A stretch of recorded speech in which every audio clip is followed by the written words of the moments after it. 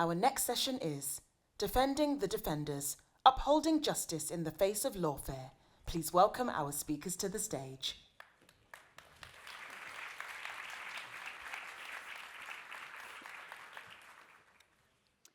Carolina has painted a very bleak picture on an issue that impacts global media freedom. I'm Rebecca Vincent. I'm the director of campaigns for Reporters Without Borders, Reporters Sans Frontières. And we're here with a brilliant panel that is going to bring this to life. So we'll talk about how this affects the legal profession, how it impacts journalists, and again, then broader media freedom. I'm joined by a brilliant panel today. To my left is Keelan Gallagher Casey, barrister with Doughty Street Chambers, who specializes in human rights and civil liberties and represents many of the hottest media freedom cases around the world. We have Jose Carlos Zamora, the son of Jose Ruban Zamora, whose case we are going to discuss at length. But Jose himself is also a seasoned media professional. He's the Chief Communications Officer for Exile Media. And we have Jenna Anderson, the Associate Director for the Center for Human Rights at the American Bar Association. So all bringing different perspectives onto this trend, which needs more light shed on it today. I'm going to take the prerogative to start with actually a good news story, because we've had quite a positive development in Jose's father's case over the weekend. So I think that's worth a quick update before we go into the history of the difficulties that you and your family have experienced in trying to get legal help to fight the case against him. What's the latest, Jose? We are very excited that my father was released under house arrest on Friday. It's a big... Thank you. So it's a great step forward, but it's not the end of the process. He still has 3 cases pending, and the main hearing has been set for September 23rd, 2025. Until Friday, he had been arbitrarily detained for 813 days.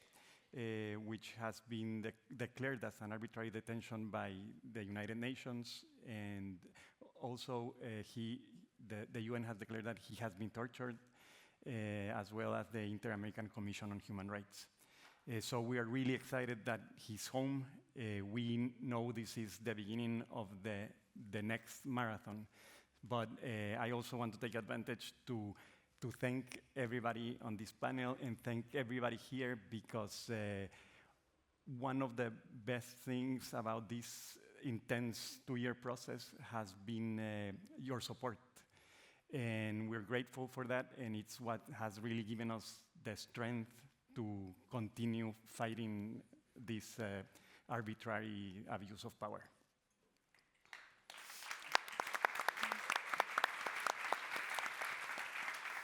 So we're hugely relieved for your dad, but the battle has really just begun, and this has been going on for years already. So in more than 2 years of detention, your father has been fighting now first 1 case and now 3 legal cases against him.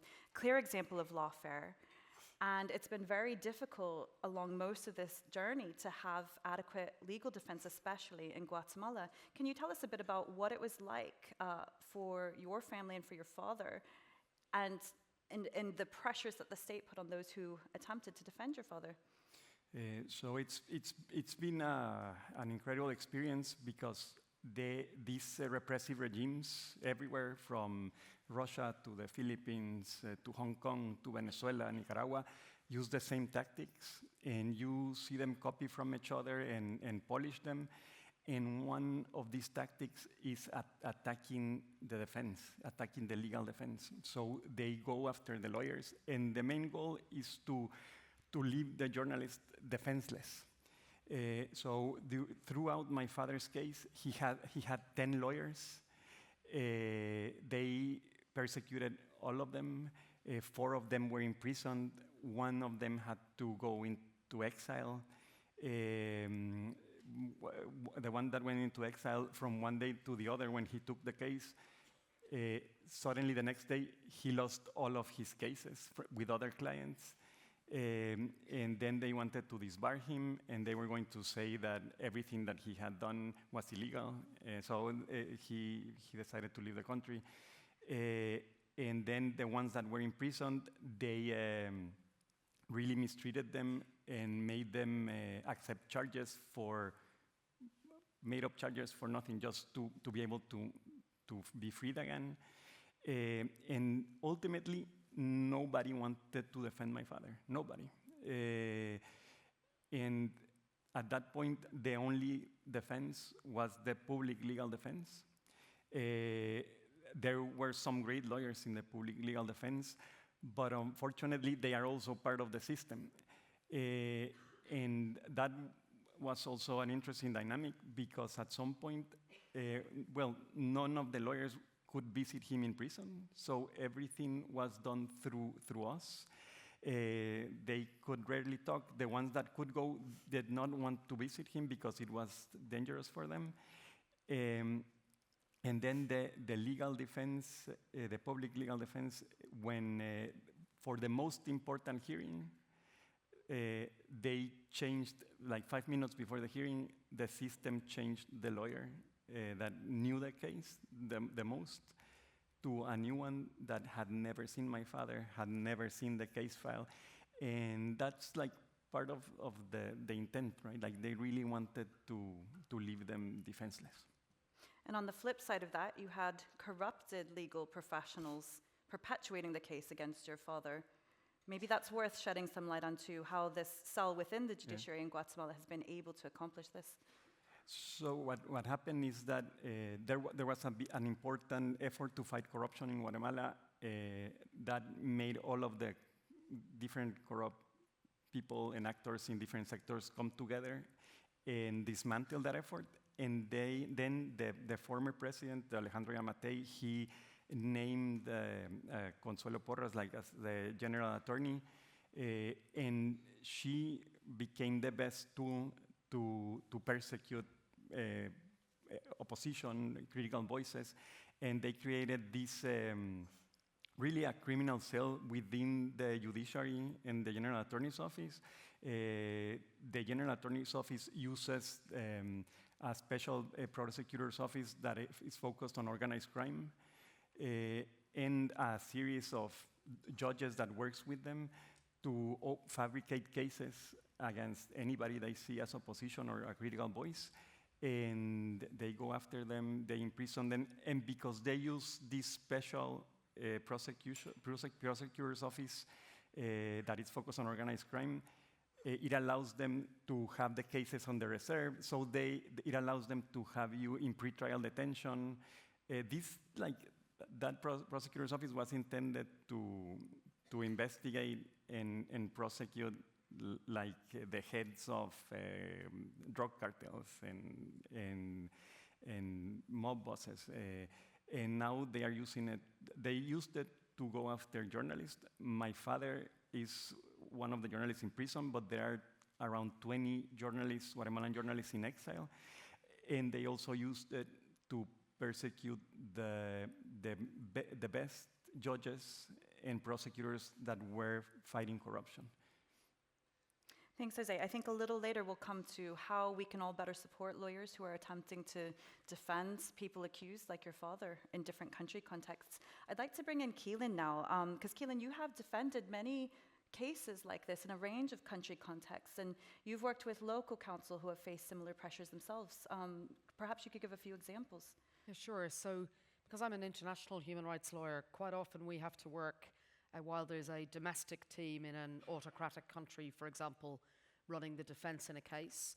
We will then be holding the state to account on the international stage. So, for example, in Guatemala's case, Jose's had a whole series of lawyers acting for him, as you've heard, with these terrible tactics, essentially designed to try to cut his legs from under him so that he's left defenseless.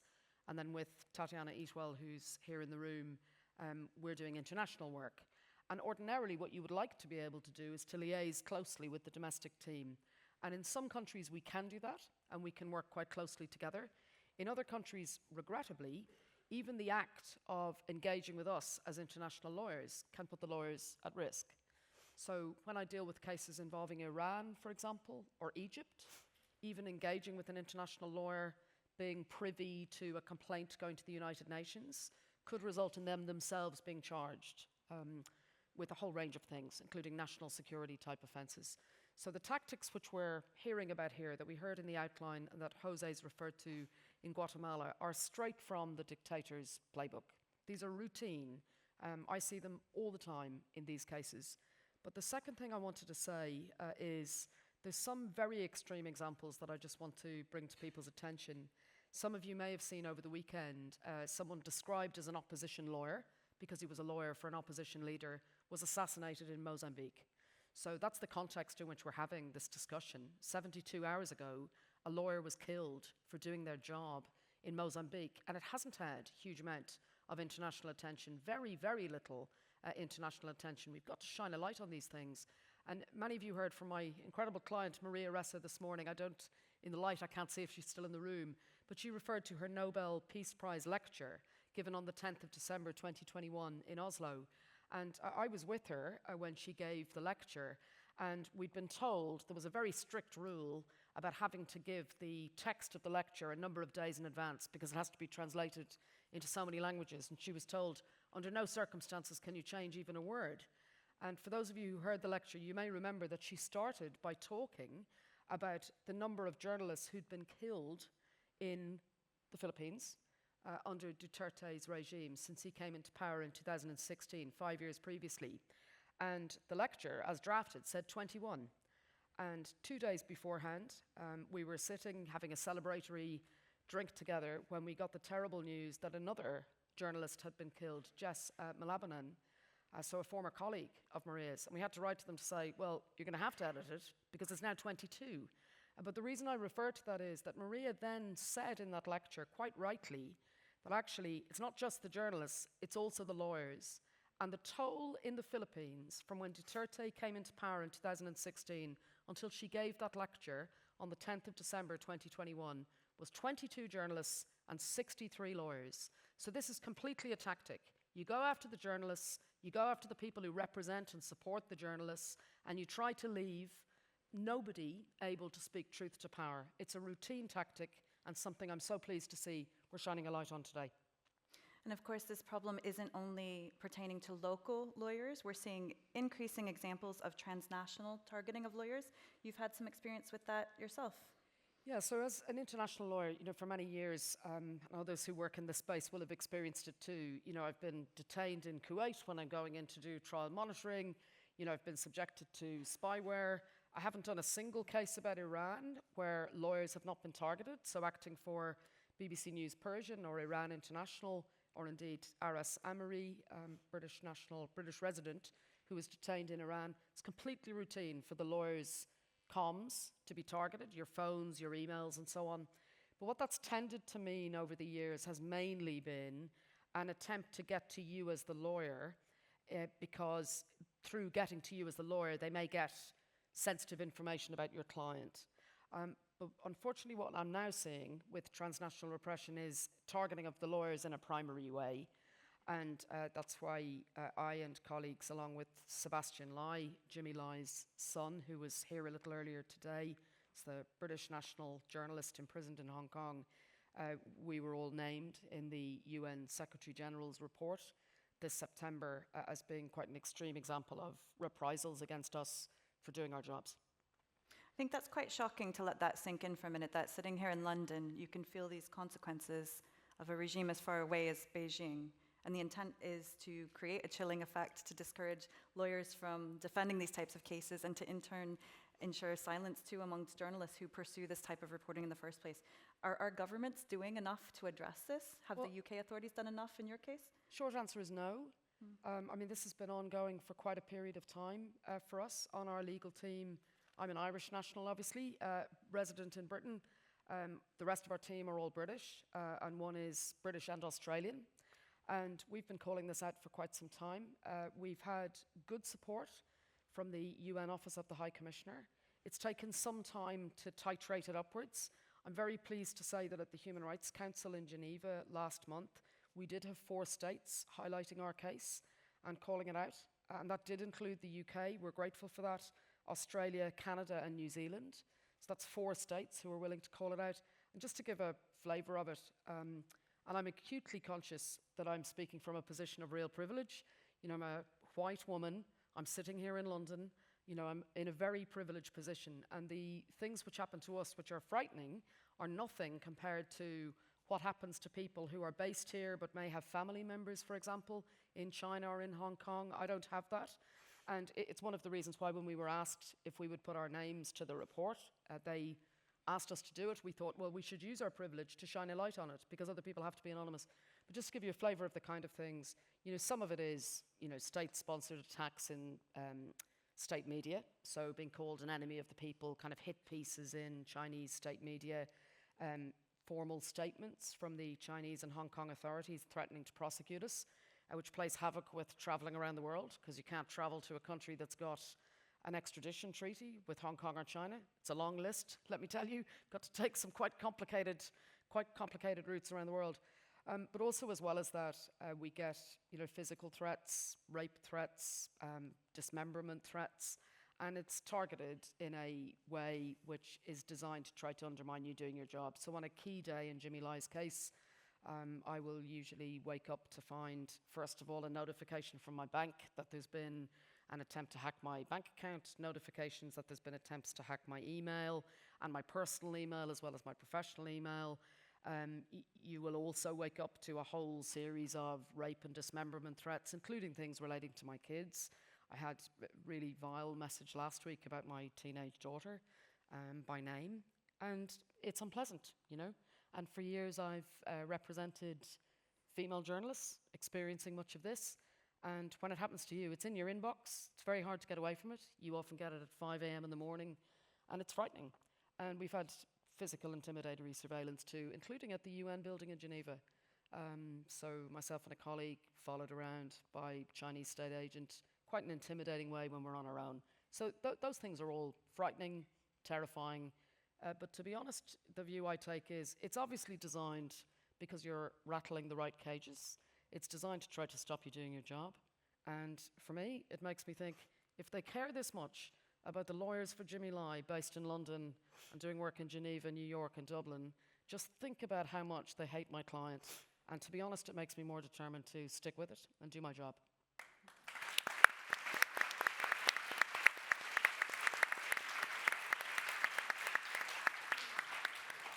Thank you, Keelan. Jenna, I want to bring you in. Unfortunately, these are not isolated examples. This is part of a global pattern, and we heard from Carolina earlier. How does this tie into your global research? Could you bring us back to the bigger picture? Yeah, thank you. That's not very loud. I'm really just happy and honored to be on this panel with all of you. And thank you, Carolina, for presenting the research. As she mentioned, the reason we started looking at this is that we realized no one was really talking about it, and the data wasn't being collected. And we were finding that even in communities that should have been immediate allies, there was a hesitation to get involved in some of these cases, and that the resources that should have been reaching lawyers weren't reaching them. So what I mean by that is that there actually is a wonderful rapid response community that is dedicated to getting funds and resources into the hands of those that need them. And there's enormous challenges with that work, but it exists.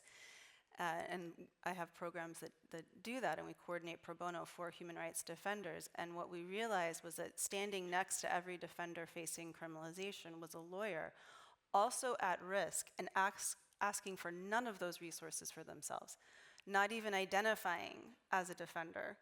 And I think we were talking earlier about how that has a lot in common with many journalists who are reporting on this story, and then when they become the story, there's an immediate discomfort and possibly not even a recognition that it's happening.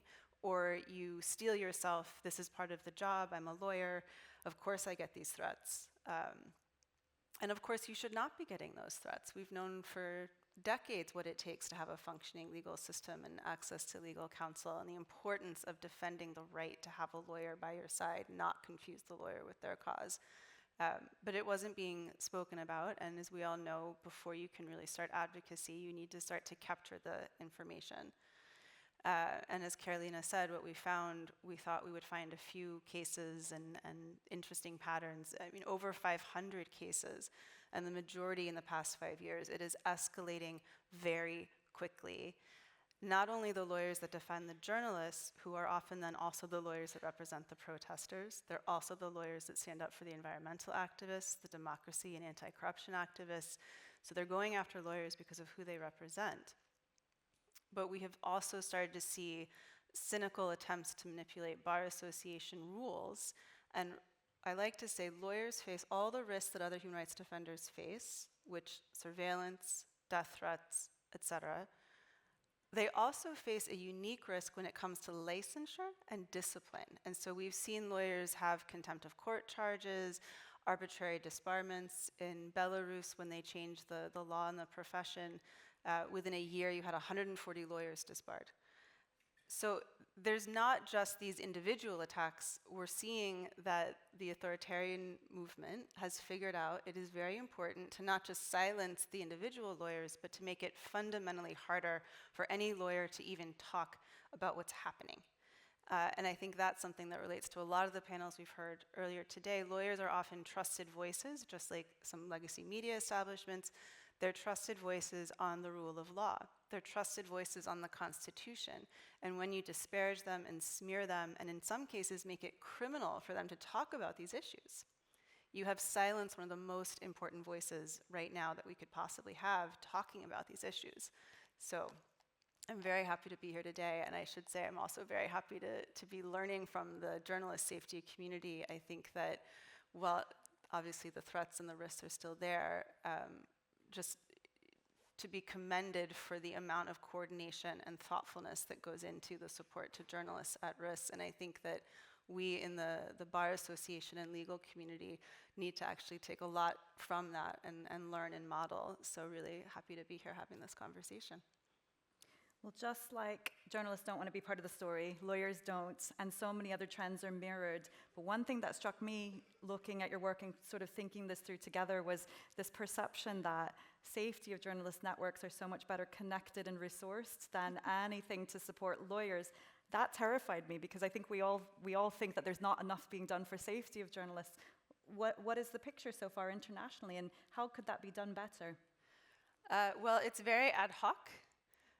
You do have some wonderful bar associations and legal nonprofits that are trying to get a handle on this. We work very closely with the International Bar Association. I'm sure I have colleagues here, Lawyers for Lawyers, which is a wonderful nonprofit based in the Netherlands, to coordinate on individual cases.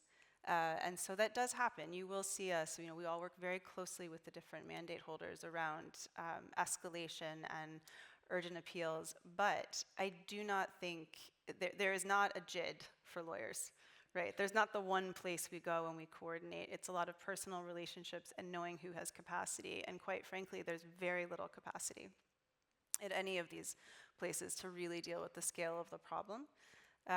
So what we have seen, though, is that when bar associations and legal professionals stand up for lawyers, they can have impact.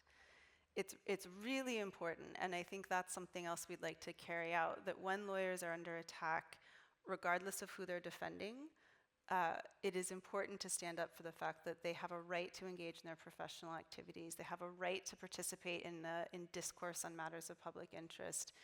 And so there is some attempt, and I think the good news is that when the legal community stands up, they tend to be very effective, partly because they are, we are technical and slow moving and all those things. And so when they speak, it is often listened to.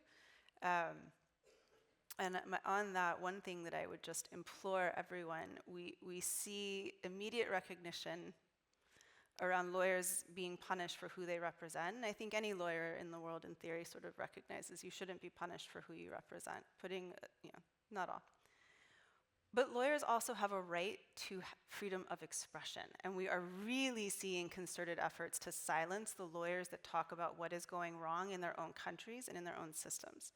And I think that's something that we need to all, within our own communities, push back against that narrative, because you'll find it in places you wouldn't expect, this idea that, well, was that lawyer being political? And no, if they're talking about the rule of law and human rights, they're not being political. They are participating as a lawyer in a public debate. They have the right to do that. They have the obligation to do that. So that's something I'm trying to also raise awareness around. You'd be surprised how often we're sort of asked, well, what were they doing or what were they talking about? And that in turn impacts journalists' rights and all of our rights.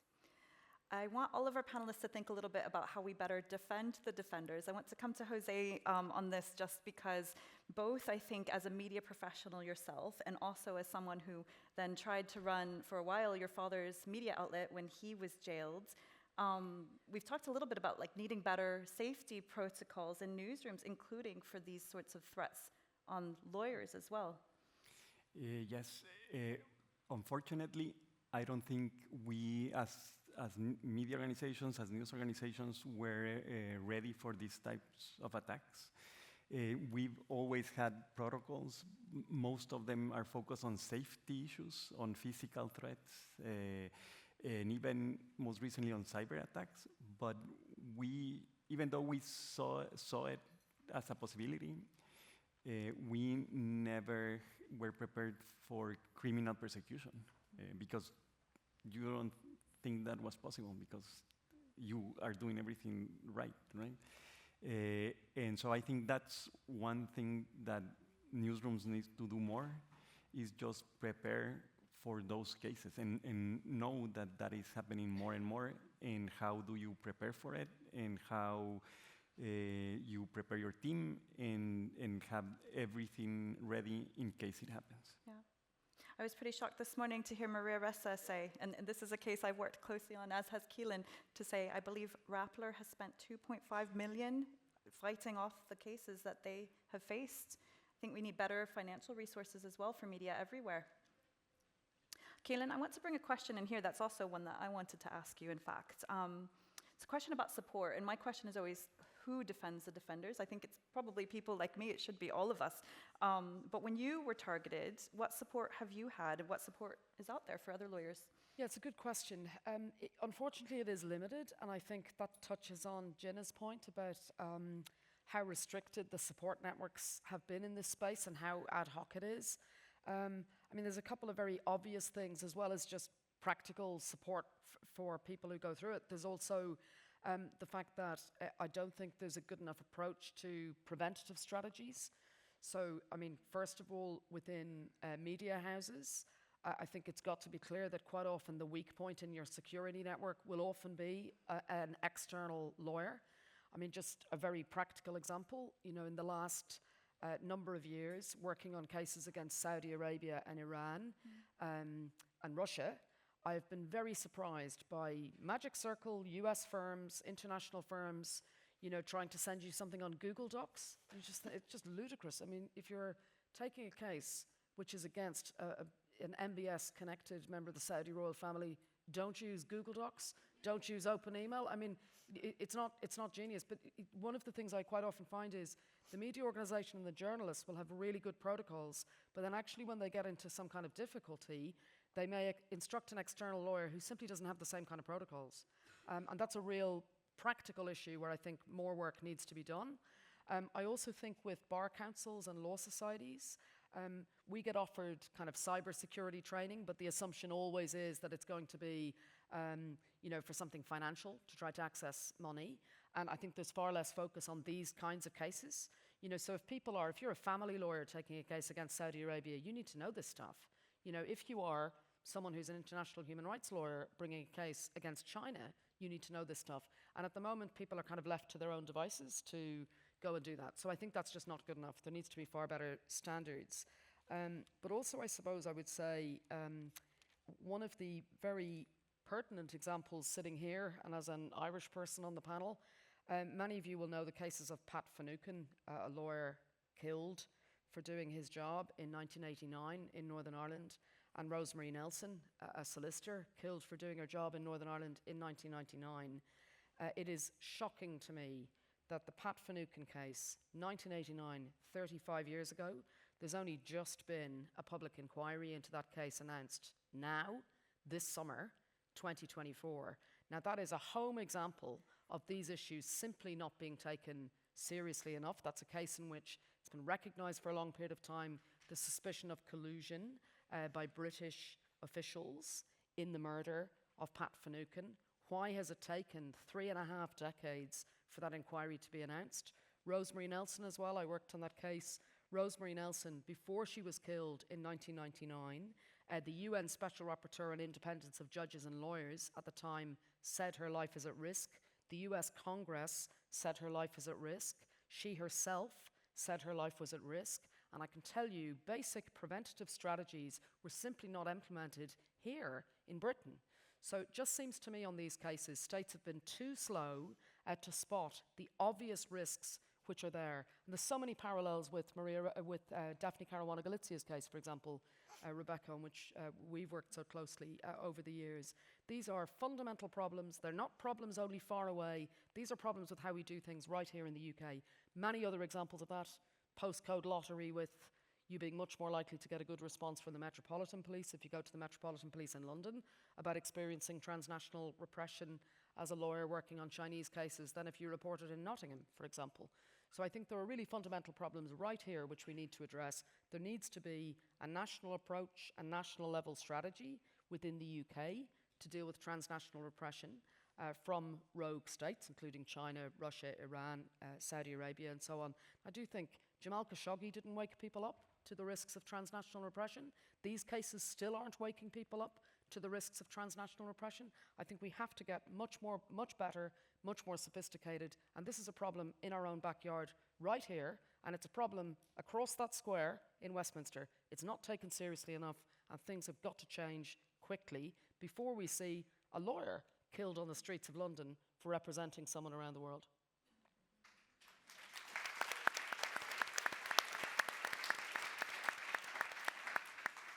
Jenna, I want to come to you on this one, which has gotten some interest. People are interested in what support systems are needed to counter the psychological effects on lawyers who face harassment, threats, or disbarment for representing journalists. Well, I am not an expert, but I will say one of the first things we do when we intake a case is walk through both digital security, but also what are the referrals for psychosocial support. And I can tell you again, the resources are just insufficient to the need. And again, similar to journalist safety, I think there's a professional shell that often comes into play as well. So we need to invest in having the resources available, because then there are groups like ours, we will refer to them. But right now it's very difficult to even know where to refer someone if they need that support. So I think the needs are great. I think it can be worked into security conversations. I've been surprised how often a conversation about digital security becomes the place where a lawyer may talk about what's weighing on their mind, because that then it's not saying, I would like to talk about my psychosocial needs. What they start with is a practical need around digital security, and it finds its way into the things that are weighing on them. So that's a good moment to have a resource that you can refer to, or to, we obviously do a lot of training with our team around exposure trauma and how to handle those moments, because we are not doing psychosocial support directly ourselves. Keelan? Could I just add something on that? I mean, it's for those of you who are lawyers in the room, you'll know that there's been increasing awareness in the last number of years about vicarious trauma in a whole range of different ways. People who do trafficking cases or immigration and asylum cases, for example, being exposed to really traumatic experiences of their clients. And I think there's been a kind of attitude for a long time that it's just part and parcel of the job, and you just put up with it, and it's just expected. And I mean, I acted for bereaved families in the 7/7 London bombings inquest, for example, and it was really striking that the medical professionals had all been offered a whole range of psychological supports and so on. And it's the first time I ever saw people recognizing actually that the lawyers who are looking at these horrendous images and so on may also need that. And actually, I, like all the other lawyers, thought, well, why would we want that? This is just the job, we get on with it. But there is increasing awareness, I think, that actually you can only do your job for your clients if you're not broken yourself. And if you put yourself in a position where you're not availing of support, you can actually end up in a position where you simply can't do your job right. So I think there's that growing awareness of vicarious trauma. And I think in that space, it should be easier to try to work on getting support networks for the kind of direct attacks on lawyers too, now that you have a change in the conversation. I think that should be helpful. And I do think there are bar associations and councils that are starting to make this part of what they offer members, right, are places to get these kind of resources, and that should absolutely be encouraged. to leave this on as positive of a note as possible, I'm going to just come to Jose for one last cheeky one. I know we're running out of time, but people are curious about how your father is doing in light of the good news over the weekend, and what are the next steps to seeing him to full freedom? Thank you. He's excited, he's very happy. He feels like he's at a spa after spending those 813 days in this isolation cell. So now what's next? We are going to continue fighting these processes. They are really spurious charges, and we are going to fight until the end to demonstrate that everything is false. And mostly what we need to do is be able to simply be able to defend ourselves, right? It's until now they really made it impossible for him to defend himself. They attacked his lawyer, they attacked his main witness, they didn't allow him to present his evidence. So that's what we're going to continue to do. I think throughout this process, I was telling somebody the other day, I think we've seen the worst of humanity in this like criminal cells, and how they are like politically persecuting people who are like standing up for democracy and freedom. But at the same time, we have seen the best in humanity. And that's, I really feel like this genuinely, like I feel that's everybody in this room. Like you care about these issues, you are doing the work, and you can continue to do the work and continue to make these cases be alive and prominent and in the news. I think that's key, because we live in a 48-hour news cycle, and that's also what these regimes are betting on, that we can put somebody in a cell and people will forget about them, and that's something we can all do together. And lastly, I think we have all identified that there is a repressive regime handbook, and they have their steps, and they polish them and improve them. We need to do that. We need to create our own handbook to fight that repressive regime handbook. I think it's the imperative of all of us here to do this work to support them. So Jose, when you speak to your father later today, thank him for his courage. Thank you for your courage. Keelan, you as well. And I think we've identified clearly there's a need for better recognition and support to journalists who are facing these risks, defending press freedom defenders and journalists around the world. Thank you.